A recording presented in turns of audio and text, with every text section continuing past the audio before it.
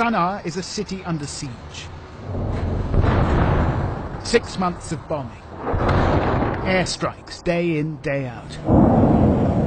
The campaign is led by Saudi Arabia and backed by the West. On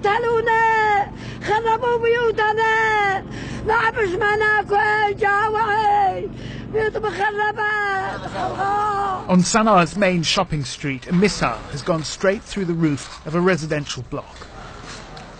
3 people were killed here, including a mother and a young daughter. No neighborhood is safe. What happened? Nothing happened. Just people that are sleeping in peace, they get pumping. I hear screaming, too much screaming. If you can see here, around here, all the building is full of families. Yeah. There is not empty, it's full of families. The aim of the Saudi-led coalition is to oust Iranian-backed Houthi rebels from the capital. Saudi Arabia has also imposed a blockade by land and sea. Well, this happened just a couple of hours ago, and now everyone seems to be moving off elsewhere. There's talk of another strike in another part of town. We can hear it going on as we speak. This city is under constant bombardment now. Towards the Saudi border, the bombing is even more intense. We've heard reports of deliberate attacks on civilians, attacks that could amount to war crimes. Ahmed El-Baina, 13 years old, worked at a water bottling plant. 10 days ago he had dinner as usual with his parents and his brother Mohammed. Then the 2 brothers set off for the night shift. Can you tell me what happened? We meet the manager. The factory was hit by an airstrike, he tells me. It was 3:40 in the morning. The pictures that follow are disturbing.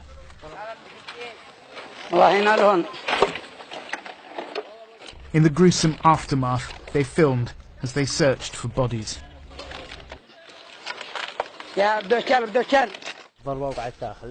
Right.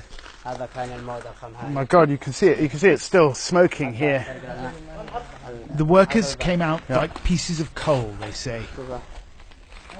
Okay. ونزلنا ندور بعضهم بالشيول وحصلنا منهم بعضهم قطع وبعض نص منه يعني خلاص روح كله ما عاد فيه ولا شيء لا عوادم ولا مصنع كامل يعني ما ذنب العمال يعني العمال حصلناهم يعني في المكاين خلاص لاصق في المكاين ما في. The owner showed us a list of who was working that night. More than half were killed, 13 in total, including Ahmed and his brother. The Saudis say this was a weapons factory and a training camp for African mercenaries. We saw absolutely no evidence of that. One of the workers picks up a plastic bottle. Is this a missile, he asks? Did you hear that? Did you hear that? That was an airstrike. Quite distant, but we could definitely hear the thud coming from over that way. All of this is happening not only with the full support of the international community and the stamp of approval of the United Nations Security Council, but also with the enthusiastic support of Britain and of the United States, who not only are continuing to sell weapons to Saudi Arabia even as they bomb, but also have liaison officers inside the coalition high command. The bottling plant is not the only example. The Saudis denied it was a coalition missile that struck Sana'a's old city, a UNESCO World Heritage Site.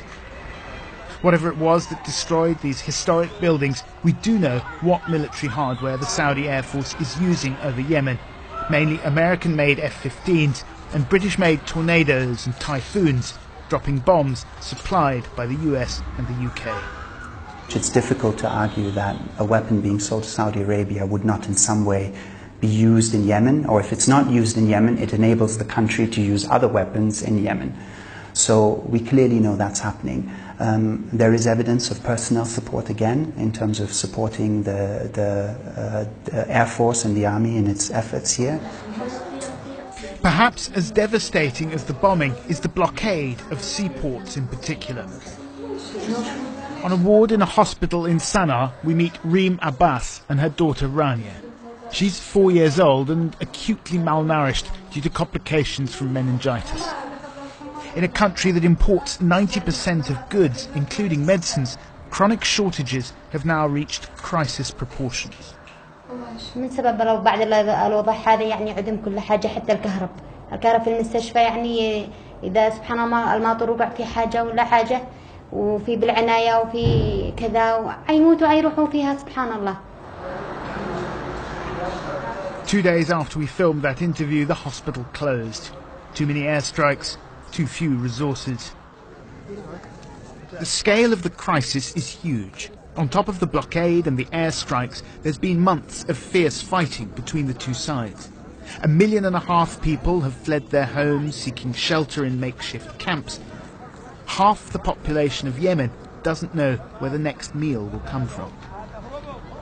Khadija Ahmed is forced to pick the leaves of thorn bushes to feed her 4 children. You grind it up with water? It's better than starving to death, she says. The family fled here because of the airstrikes further north, but nowhere is safe. In July, a missile landed near their tent. Khadija, 4 months pregnant, miscarried.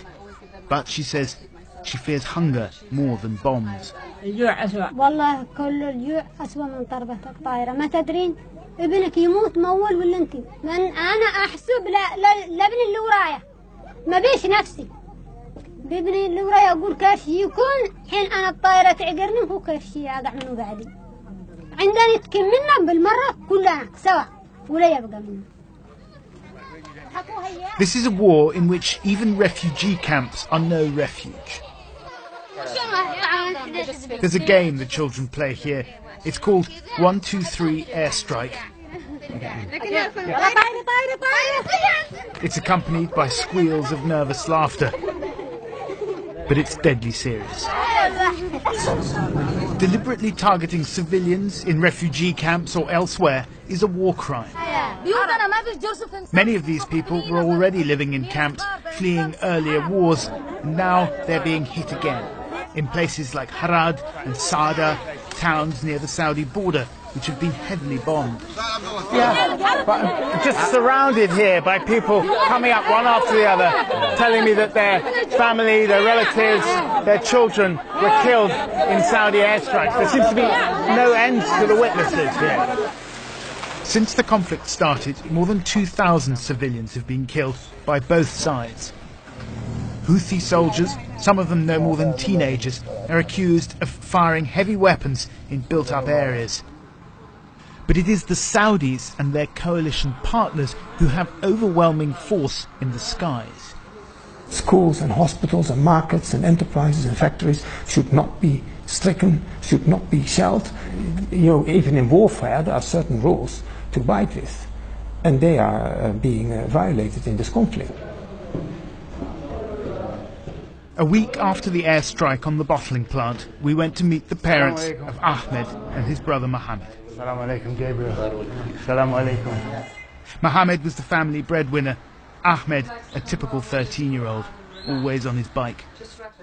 Ibrahim and Khalija Al-Baina describe hearing the blast at the bottling plant, how they searched through the rubble for the bodies of their sons, how they gathered their severed limbs together in a plastic bag.